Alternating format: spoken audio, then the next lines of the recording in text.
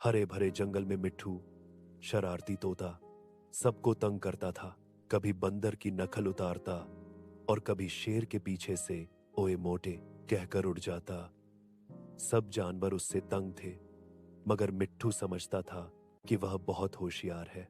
उसी जंगल में एक बुद्धिमान खरगोश रहता था जिसका नाम नन्नू था। नन्नू कम बोलता, ज्यादा सोचता और हमेशा मुस्कुराकर बात करता। एक दिन मिट्ठू ने खरगोश के कानों पर बैठकर जोर से चीखा, लंबो कान। खरगोश चौंक गया, मगर कुछ न बोला। अगले दिन नन्नू ने एक तरकीब सोची। उसने जंगल के बीच में एक बड़ा सा आईना रख दिया। फिर मिट्ठू को आवाज दी, मिट्ठू आओ, मैंने तुम्हारे लिए खास चीज रखी है।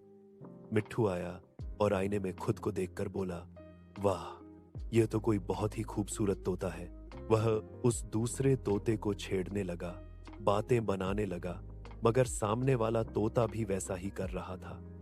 मिट्ठू गुस्से में आ गया और जोर से चोंच मार दी। थक चोंच दर्द से थर थर कांपने लगी। तब खरगोश हंसकर बोला, मिट्ठू, ये तुम खुद थे। जो हम दूसरों के साथ करते हैं वही हमें वापस मिलता है। मिट्ठू को अपनी गलती समझ आ गई। उसने सब जानवरों से माफी मांगी और वादा किया कि अब वह किसी को तंग नहीं करेगा, बल्कि सबको हंसाएगा, मगर अच्छे तरीके से। सबका मजाक कर वही अच्छा होता है जिससे किसी को तकलीफ न पहुंचे।